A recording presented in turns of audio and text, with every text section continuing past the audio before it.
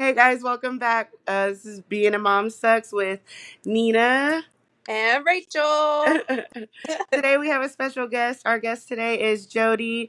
Miss Jodi is a local musician, a mom, a grandma, and all kinds of badass stuff. She's going to fill us in. Jodi, give us a little bit intro about yourself.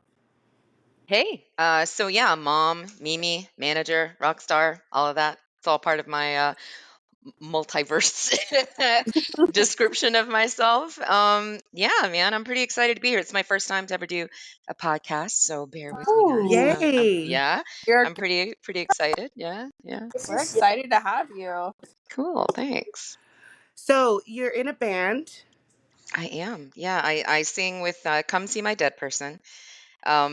We just recently, kind of rekindled things and started doing some shows, and I just did my first performance on a stage in probably close to 14 years. Oh my Okay. gosh. And in, as we all know, in mom years, that's like dog years. That's been 100 years since I was on stage. 100 years and 100 pounds ago. Yeah. Well, how So, fun. yeah. So what genre of music is it? Let's see. Every time someone asks, "Hey, what kind of music does your band play?" My brain immediately goes to, let's just say you were on a pirate ship, if you will, Okay. and everyone was really drunk and really wanted to have a good time and wanted to make rock and roll music. That's what my band plays. I love pirate rock. I mean, pirate rock with a progressive twist. We'll put it that way. Yeah. I love it. Yeah, I checked out some my kind of jams there. Right, I was gonna say that's right up Rachel's alley. It's legit. Yeah, it's pretty cool. It's definitely different. We have a very large band, lots and lots of different instruments, lots of vocal harmonies. It's really grassroots kind of Americana songwriting. It's really, really good stuff, guys. Really unique. I think I saw y'all and have it's great. horns and everything, don't y'all? Yeah, we got it all, man. It's Mandolin, awesome. violin. I love it. We're gonna have to come check you guys out. Cool, please do. So tell us a little bit. I was reading that you lived in England for 5 years. What was that like? I did. So I married a British bloke and moved overseas, because the hotter Potter fantasy and all that good stuff. I mean, it was cool, man. It was cool. Like, it's interesting to talk about that with people because I think as Americans we have this vision of what it's like to live in England. It's lovely. It's tea with the Queen and crumpets and thatched roof cottages, and it's so lovely. Hello, governor, and what have you. But it's real cold, dude. It's real rainy, and there's no tacos. Okay, there is no tacos in the country ever. No tortillas, no chile, no nothing, y'all. I don't know if I could do it. I don't know. Yeah, and the struggle is real, dude. The struggle is real. Yeah, it was, but it was good. It's an extraordinarily beautiful country, and I definitely suggest that everybody visit there at least once. To live there, maybe not, but to visit, absolutely, all the way. Yeah. So what is my bucket list? That in Scotland and Ireland, those are my dreams. Okay. Well, I was married in Scotland, and I'll tell you a fun fact about that. When you the real advantage of being overseas, right, particularly in England, is the ease of travel to other places, right? So in the same amount of time it takes us to drive from Houston to Dallas, you can drive to Scotland from England. So 4 hours, you're in a whole nother country, dude. It's amazing. It is truly amazing. Yeah. I'm jealous. Yeah. So what did you do when you were no over tacos? there? Did you hear that part? Yeah. Oh yeah, no tacos, girl. No tacos. So what was that? I'm sorry. What did you do when you were out there? I did absolutely nothing. I was a happy homemaker housewife because of the way my immigration status was and the way my visa worked. I couldn't work while I was there. So that was also an interesting turn of events for me. I went from being extremely independent to extremely codependent. And that didn't work too well for me. It was crazy, man. And I'll tell you the real struggle. And I say this as a Texan, okay? I'm going to put it out there like that. As a Latina and as a Texan, okay? Born and raised in Texas. We all know that living in Texas is like living on the surface of the sun, okay? And look, I'm a fat girl, y'all. The heat ain't cute, all right? The chafe game No, is real out here in this heat, y'all. it is. The chafe game is real. So I Yes. thought to myself, man, it's gonna be great. In England, it's cold. I can wear sweaters, hot on my longa. This is like a dream come true. This is wonderful. We can layer, you know what I mean? Because we love to layer, big girls. We love to layer. But I will tell y'all, never seeing the sun takes a toll on the human mind. And we used to keep this little calendar next to the window in my living room to mark the days of how many days it would be without sun, right? Just because it was this funny thing my husband and I used to do. And the longest period of time I went was 41 days of absolutely no sunshine. And y'all, it's true what they say, it messes with your mind. Yeah. And I think for me in particular, coming from somewhere that's so sunny all the time and so Hmm. warm and bright, right? That Mm-hmm. it was very stifling for me. Yeah. And it affected me, I think, a little harder than maybe others who move overseas from the States. It was very, very difficult for me. Yeah. Oh, Wow. Crazy, that's man. crazy. I Crazy. mean, I would like to say that I could adjust to it because I literally live in a tomb. My house is all blackout curtains everywhere. There's no lights Same. on You don't see any light in here? Same, same. Right. The dungeon. but I don't know, it might be a lot harder than I think though. Yeah. So It is. It is, and Realize. it's a different because we people think that, you're in Texas, you don't ever get winter. When we do get winter, it's bitter. It can get bitter cold here. But it's a funny thing in England. It's a wet cold, so it's a kind of cold that gets in your bones that I don't care how many blankets, heating pads, water, the works, you are never going to be warm, dude. And it's 24/7. It's like around the clock, Oof. and it gets dark at like 3 o'clock in the afternoon. I mean, it's crazy, y'all. It's crazy. Yeah. That sounds like it would. You would definitely need some time to adjust. yeah. Mm, Oh, and I hate the cold, so that wouldn't be good. I yeah, love the cold, but I don't know if I could deal I with do it like too. that. I do too. But it's like you want to deal with it when you want to deal with it. Right. You know what I mean? Right. Not like I want to be able to 24/7. control it. Yeah, yeah, yeah, yeah, yeah. So tell us about your mom life. How many kids do you have? My mom life. So I have two children. I have a daughter that is 30, and I have a son that is about to be 19 this month. Okay, and my daughter now has two children. So I have a 9-year-old grandson and one that is about to be 5 months old. So Oh wow.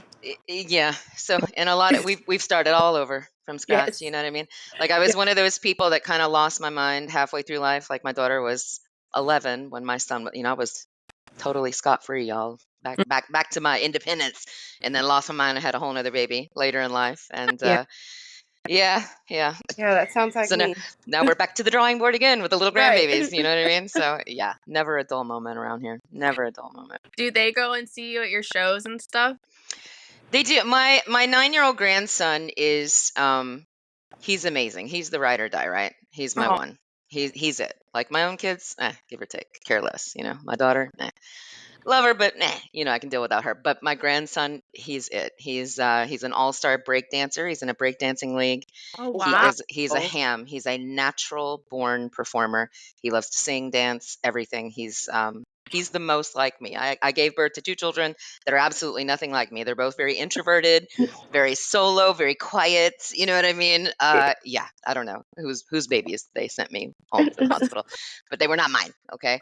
But my grandson is definitely a chip off the old block, man. So he loves it. He loves to be in the middle of everything, all the music, all the time. He's for it. Yeah. Oh, that's awesome. Yeah, Who that's are pretty some of cool. your influences? Musically, Yeah. influences, and I'm gonna trust that this is a judge-free zone. And remember again when I stated in the Absolutely. beginning, old and lame. Number one is Karen Carpenter. Okay. Oh, Yeah, Karen Carpenter, first and foremost. There will never be Yes. another more perfect, beautiful voice ever in life. She was one of a kind. She was amazing. She was a sister, which makes it even better because I've been in bands with two brothers my whole life. So that always resonated with us growing up. I am a huge James Taylor fan. I nice. am a huge Pink Floyd fan. I am a huge Yes fan. Um, I'm trying to think of anything that's a little more young or relevant that any young people might No, know. this is all relevant. Um, yeah, I mean, they don't make music like they used to, and Absolutely. my brothers and I were very blessed to have a mom that pissed in the fields at Woodstock. She was really cool hippie chick. She always Yes. allowed us to listen to whatever we wanted to listen to. She was very open-minded about that and kept us very cultured. We grew up, house cleaning music was Janis Joplin at my house growing up. So Yes. we had very multicultural stuff going on at home. I love a band called the Sundays. They're probably my favorite band of all time. I love Brit rock, Oasis, The Verve. I'm for it all day, every day. I'm a huge Foo Fighters fan, despite Dave Grohl's recent discretions. Okay, I still love that music. Okay, that man needs to get his mind right, but we still love the music. You know, yeah. I get that. I get that. Sorry, my child's going crazy over here. I love it. I love it. I bring it out in all All the a part children. of the show. It's all a part of the show. I love it. I love it. Awesome. Awesome. So tell us a little bit about. Okay, so you said your oldest is 30. That's correct. Yeah. So yeah. how old were you when you had your oldest? I was 20. So I was a young mom. I was a Yeah. young mom. I just turned 51 in August.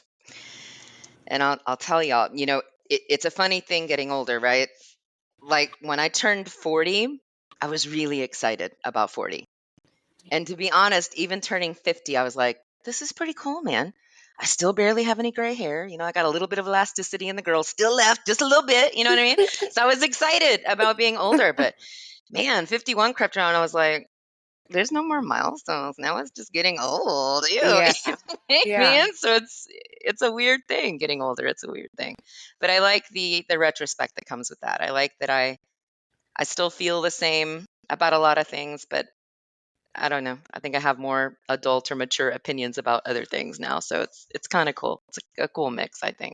Yeah, I Did- think that sometimes too. I'm like, man, I'm the age now that like I remember my parents being this age. Yes. It's so weird to me, like that Yes. time loop difference between it. I'm like, man, so this is what it was like for them right now. Yeah. Like, wow. And do you find yourself ever thinking, dude, my mom sucked. Like I'm super cool. Like my kids have no idea how lucky they are that I'm so cool.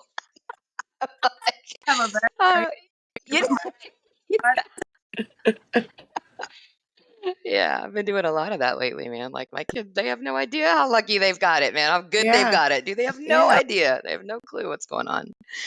We were very Yep. had a pretty cool mom growing up. I mean, she's still cool, but you know. Yeah, my Yeah, mom was great, man. But she was, I mean, she could be the most.com. Make no mistake, she really could. But she did always afford us the ability to be whoever we wanted to be. If I wanted green hair, I could have green hair. If I wanted a mohawk in the ninth grade, I got a mohawk in the ninth grade. Like my mom was always, I think for me and my brothers as well, she was our biggest cheerleader. So she always supported whatever endeavor we wanted to do. If we wanted to do music, she was there in the front row. She was hauling equipment. She was taking us to gigs. Like she was that mom. So I'm very grateful for that. Do you think that you would be any different had she not been that way? I think I probably would have done a lot more drugs or had more kids, probably. But yeah, no. I kid. No, I mean, I do wonder that. That's actually a really good question. I mean, maybe. I don't know. I mean, I like to think that every experience you have in life, whether it's good or bad, it all goes on your life resume, right? To mold Right. and shape you into who you are and the decisions you make as an adult. So I probably owe her a lot more thanks than I probably give her, man. So yeah, maybe I wouldn't be this awesome, cool, radiant old lame lady that you see before you today. Absolutely. Thanks, Mom. Yeah. Yeah, we don't realize sometimes that we kind of become them a little bit. I think for me, it was always a thing not to become my mom, but now Yeah. I realize that a lot of things that I do with my kids or how I am, I'm like, oh yeah, that's definitely my mom. You know, Yeah. oops. You know No, what I mean? likewise. That there's a lot of truth to that. And I think that I probably was so hyper focused as a young mother on doing the complete opposite of what my mom would have done. Like, if is this what my mom would have said? Let's do the polar opposite. That I missed out on a lot of fun aspects of being a young mom. You know what I mean? And I spent a lot of time being sad and resentful. And I think that now that I'm older, looking back, I think to myself, you know what? It's okay that I didn't really love being a mom when I was younger, and I Yeah. didn't. And I know that sounds like the horror. You know what I mean? What a terrible mom. Right. And for a long time, I felt that I was a really shitty mom. Like, what a horrible person. What mother doesn't want to mother their baby and be with their baby all day every day? Well, me, I didn't. You know what I mean? I was Yeah. stifled, and I was young. I wanted to be out and having a life and doing things, and I Yeah. couldn't. And I think that we really should, as a society, normalize saying Yeah. it's okay to not fucking like your kids every now and then, Yeah. man. You love them, but you Yeah. don't have to like them all the time. You know what I Right. mean? Like, God forbid. I mean, my daughter and I have a great relationship now, but it has not always been that way. Like, Yeah. she was the embodiment of everybody I ever hated in high school. It's like I gave birth to the mean girl. You know what I mean? Like, who Oh, is this chick? I hate her. She was super girly and she liked all the shit I didn't like. And I'm just like, yeah. this is a punishment because I was sad to be a mom. So now I'm being punished and her adult, but now obviously it's different. But I think now that I'm older, I'm able to give myself a little more grace in that regard. And I think that we really need to normalize that across the board for women. We have this weird unspoken expectation put on us as females in general, right? And I think especially in the Latin community, Yeah. like, we're supposed to procreate. We're Yeah. supposed to get married. We're supposed to be subservient. We're supposed to serve, serve, serve, and do and do and do, which is good, man. I'm old Right. school enough to still To have that kind appreciate of, that. Yeah. yeah, and I do. You know what I mean? I do believe, like, if you're a stay-at-home mom or wife, you should be cooking and cleaning for your dude. Come on now. Right. You should. You should. If your dude's out working and he's doing everything for you, you should be doing your part as well.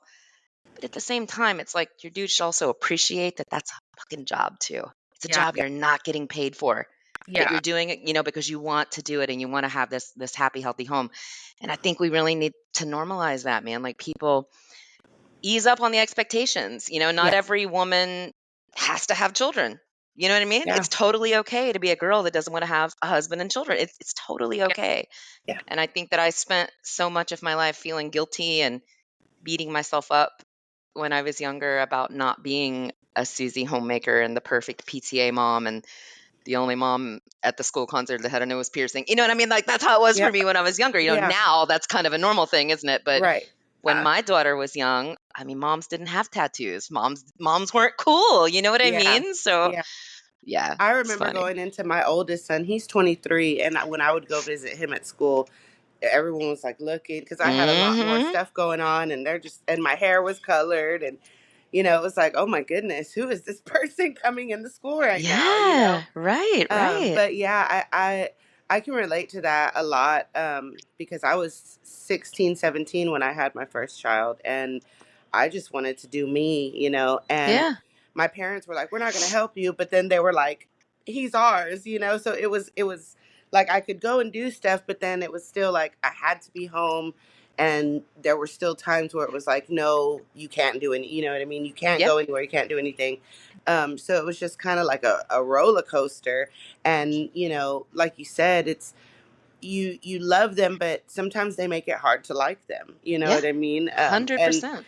And that's it's I love that you touched on all of that, because that's why we're doing this. That's why we decided to do this show. And because we had one night where we went out, and I felt like we hadn't seen each other in so long, but we text all the time, and we were just having such a great time together. And we were like, oh my god, I miss you. Like, our fucking kids don't let us see each other, Yeah, and we were just like, damn. yeah, Um, so I love that you spoke on that, because I think when you become a mom, you lose yourself. You kind of give a part of yourself up, 100%. and it's not fair. You shouldn't have to do that. So I think that it's important to say these things, so that people understand that it's not that we don't love them. It's just that we're human and we have human emotions. And little kids, just because they're little and cute, doesn't mean that they can't be assholes. You know? Amen, Exactly. sister. Exactly. Amen. Like living with wardens, like prison wardens. They're like Yes. tiny prison wardens. Yes, Yes, man. like get up, 100%. make me food, clean my clothes. Yeah, Like, I'm not taking a bath today. Why do I have to bath? Why do I have to yeah, take a bath? You yeah. know, um, that's how my kids are. They think when it's the weekend that they don't have to bathe, they don't have to brush their teeth, Girl. they don't have to do anything, because they're Mm, like, why? It's the mm. weekend, you know? Life just stops. It's the weekend. I can do whatever I want. Right, right. Exactly. God, if only. to be able to It's live by that. crazy. So we always ask all our moms about mom guilt. What's your take on mom guilt? Yeah, I think I was a Jewish grandmother in a past life because my entire existence, is a constant state of guilt. I mean, I touched a bit on it about being a young mom, but it proceeds even more than that because even as a Mimi, we don't say grandma because ew, that word. Even as a Mimi, like with my grandbabies, like I feel like I have to do 200% at all times. I have to do that. I have to do that to make up for whatever I didn't do for my daughter, for whatever I wasn't able to do for my son. I have to make sure that I'm doing that for my grandsons. And I think that also being an empath by nature, which I am, I'm very, very much an empath. I'm so constantly in a state of how are they feeling or what are they thinking or what are they thinking or what can I do to make that better? How can I fix this? That I do that so much that I forget about me. And then I'm taking care of so many other people that who the hell's taking care of me? Nobody at the end of the day, Yeah. right? And to my detriment. Mm-hmm. So Yeah. mom guilt is it is a real thing, man. It's a real thing. And any mother that says she ain't living with guilt ain't telling the truth, man. They're just not telling the truth. They're not ready. They're not ready to face that truth because it's real. It's a real thing. Yeah, it very much is so. And I agree with you about being the empath and always feeling like you have to Case take in point. everyone else. That's literally kicking me in my ribs right I love it. So it's like living with an abusive boyfriend, man. That's now. what children are. They're like your abusive boyfriend but he's just so sweet and I just love him so much. You know what I mean? No, but yeah, feeling like you have to take care of everyone else and wanting to take care of everyone else and make sure Yeah, they're good and take and provided for and stuff that you do forget about yourself and you're like, oh, at the end of the day, I don't have anything left to give for myself because I gave it to everyone else. Yeah. It's really important to make sure you're like prioritizing yourself, and I don't mean in a selfish way obviously, but because we've said it before, if if you're not taking care of yourself, you can't take care of anyone else, because if you're not good, then that's true. It's true, but it's a really hard law to live by though, Yeah. I mean, because I think as humans, it's hard for us to just we need others to be accountable to. It's very similar to like my never-ending journey with weight loss, right? Like, which is just the bane of my existence, y'all. The bane of my fat ass existence is my struggle with weight loss, right? But it works the same way as it does like with a personal trainer. You're gonna do what you're supposed to do when you have somebody there that you're having to be accountable to, right? Because for some reason it's not enough to be accountable to yourself. And I think as humans, we're just wired that way. We need to feel like we're doing something for someone else or pleasing someone else or showing someone else, hey, look at me, I am doing this, validate that. You know what I mean? Right. And I think that that's also okay because I Yeah. used to beat myself up and have a lot of guilt about that as well. Like why do I not have enough self-worth that it's okay to do these things just for myself? There Right. And must be that you something need that wrong with me. validation. Yes. But I Yeah. do, man. Even at 51, No, I still absolutely. need to be told every now and then, hey, You're doing you're a good doing all job. right, man. You're hanging Yeah. in there. This is pretty cool, Yeah. I still need to hear that every now and then as well. No, and I think that that's literally, very important because a lot of people need that little push, you know what I mean? And that's Agreed. not something that we can vocalize, you know what I mean? We expect people just to know, like, That's hey, true. man, you know what I mean? Like, recognize that I'm doing this over here and give me that pat on the back. I just need you to say, good job, you know what Yeah. I mean? And yeah, that's, Or ooh, to say, it's even hard. to say that you need that is what? An omission of guilt. Yeah, yeah. Of failure. Like to yeah, me, that resonates with failure to me. That I absolutely. need somebody to help me or I need to accept or I need to hear something from someone that means I'm a failure. Like Yeah, that's how I internalize that. Yeah. I mean, it goes back to needing to feel seen. We all need to feel seen and we Mm, need to have that connection to other people. And that's all part of it is like, I'm working my ass off over here. I'm doing these things, like just acknowledgement that you recognize that and appreciate it. And that's really important. I think it is. Yeah, it goes a long way Totally agree. too. And I agree with you because I agree that like feeling like I have to ask for that makes me feel bad Yeah. because like I feel like I'm being naggy or Yep. being, but sometimes it's just all you need, a little hey, I see you, you're doing great. I love that, man. I really wish, I think also as women in general, I think especially in this day and age, like I find myself wondering, when did it become cool to be an asshole? Do you know what I mean? Like when who flipped the switch? Who wrote out the script that said, "Hey, it's really cute to be a bitch. It's really cute. So let's do that." And everybody's going to think, "When did that become a thing?" I'm like, "I know I'm old, y'all, but what? I mean, what?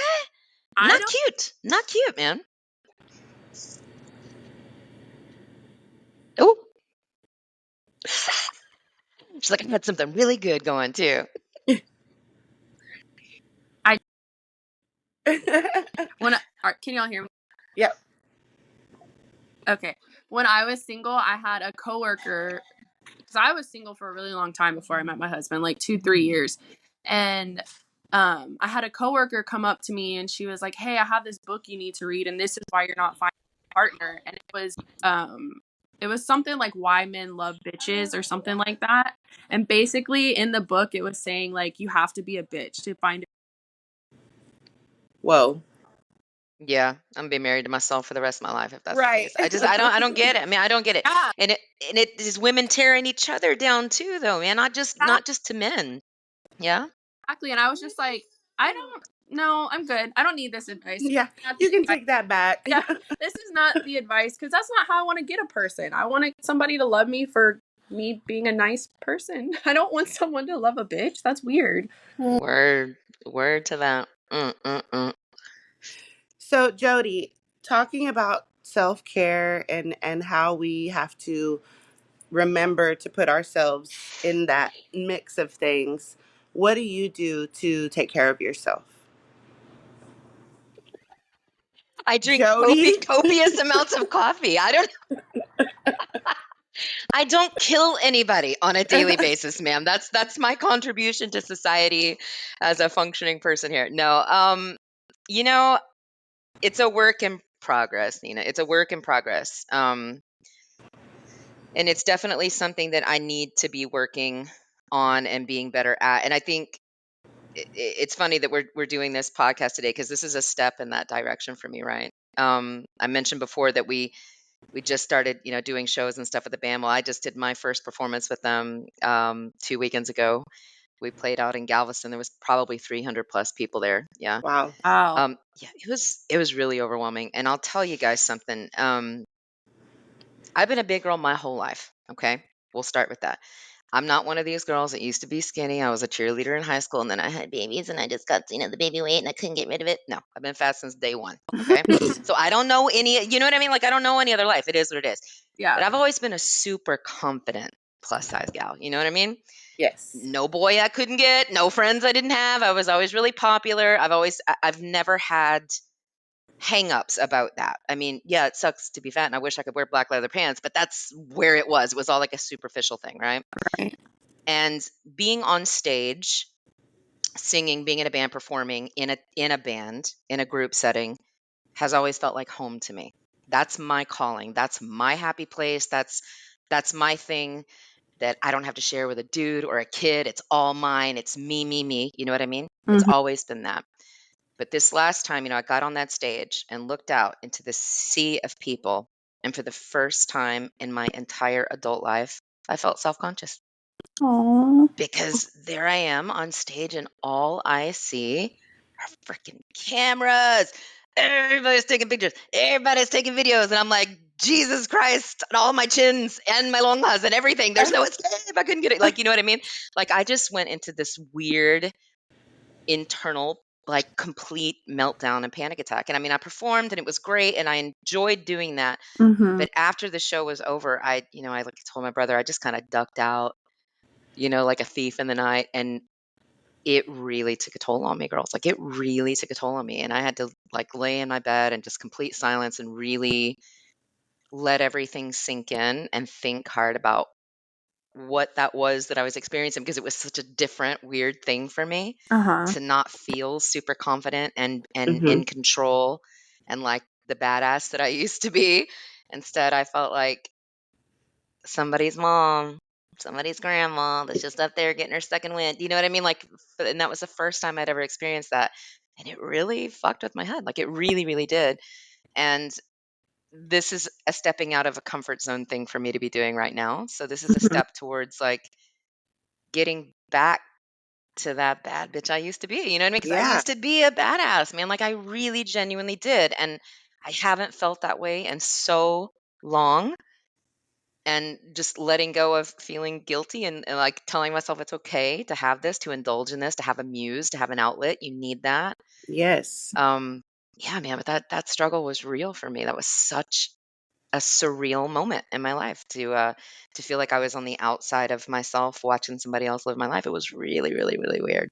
Yeah. That's Tough stuff, man. that's really intense. Cause I mean, I can relate. I've had weight problems my entire life too. I've been up and down and all around, and you know, I've had weight loss surgery and everything else. And Girl, But preach. I've always been very self conscious though, and I've always tried to make myself smaller so that people don't look at me because you know I unfortunately was not confident plus size lady. You know, Yeah. always like, oh, I have to be accepted, to be pretty, for you know people to like you. You have to be skinny and you have to do this and that. And um being an adult now, I've really come into my own, and I think I'm a lot more, I still have hangups, but I'm a lot more confident now than I used to be. And I hate to say it, but I don't hate to say it, but my husband has really helped me with that too, with my confidence, because you know he's loved me no matter what size I am, and he's That's always great. yeah, I'm beautiful and everything else, you know. So it's, but I can really relate to that struggle of just feeling like,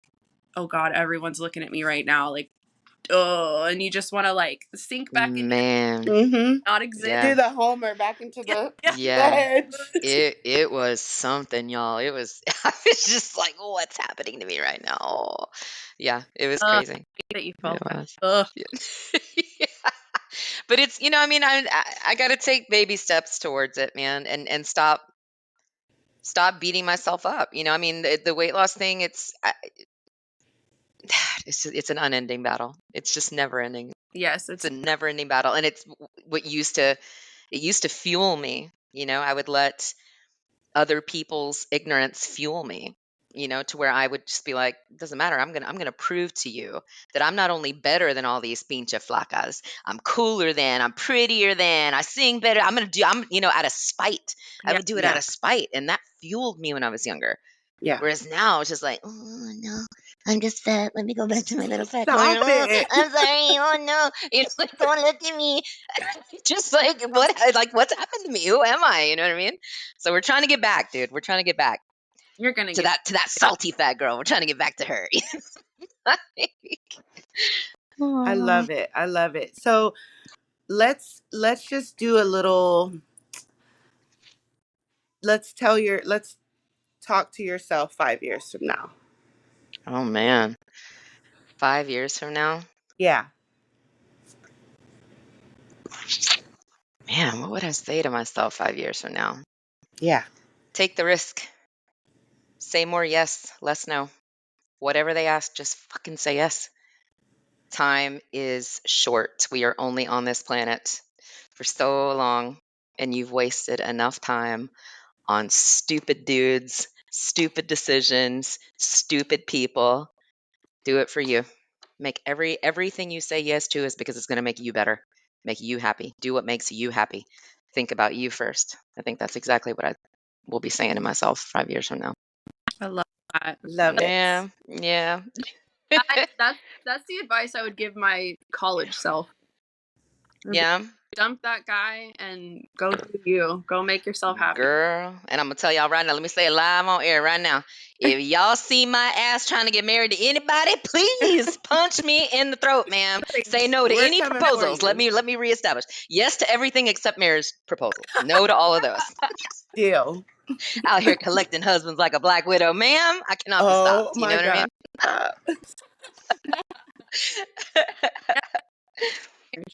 mean? There we go. Love it. All right, Jodi. So give us a little bit. I know that you're nervous, but we want to hear about your next show's coming up so that our listeners can Ooh, follow and try to go check you out. We want to come too.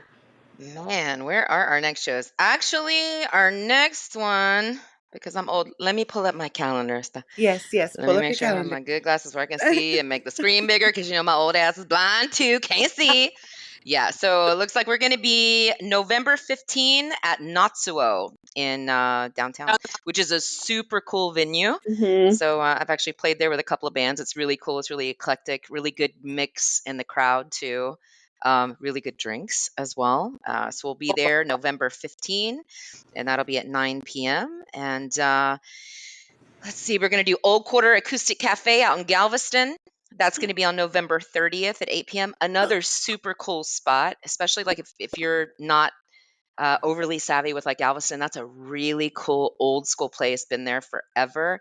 I've also played there with a couple of different bands, so this is a really cool full circle thing for me. And we'll be playing with Two Star Symphony, which is really really cool act as well. Lots of cellos and violins and violas and other good stuff like Oh. that. Yeah, and then January 10, if anybody is out in the Austin, Texas area, we're going to be with Tecuache at the Far Out Lounge, and that's going to be real cool on South Congress Avenue. Yeah, that one's going to be super, super cool. Again, that's January 10. So if anybody's doing some traveling, so just like a real rock star, you know what I mean? Traveling around, Yes, look doing at just you, doing the just all over most. the What? place. Yeah. I love it. I Yeah. love it. It's pretty rad. It's pretty rad. Well, thank you so much for taking the time to talk with us today, Jodi. We really, really enjoyed talking with you. We'll Yay! definitely have to do a follow up after you do these shows, and you are probably one of my favorite guests so Yay, far. Like me. honestly, I just love Cool. everything about you, your energy, your look, your life, and just your whole perspective of things. It's just so refreshing to hear the truths, Yeah. even though they're hard truths, Mm-hmm. Yeah. to hear them. Yeah. And I thank you so, so much for coming on our show for your first podcast. Yeah, I this was love that really we were cool. your first. Thank you so much for that. Yeah, thank Um, you for putting me at ease. I truly appreciate you. Thank you for your kindness and your patience because I know, us old people in technology, it ain't cute, Oh, girl. It ain't cute. girl, I'm the same It way. ain't. Not even I feel like we're all on the same page with this. We've been having tech issues for a while now. Like, ma'am, if So I could have a Motorola flip phone, okay, look, I'm trying right. to petition to bring that's that it. I shit just back, need to make okay? a call. Yeah. Love it. Thank you so much. Well, you have a great rest of your day. We're going to close this out. Thank you guys so much for listening. Remember to be kind, make good choices, be the best that you can be. Don't have a good day. Have a great day, guys. Bye. Bye.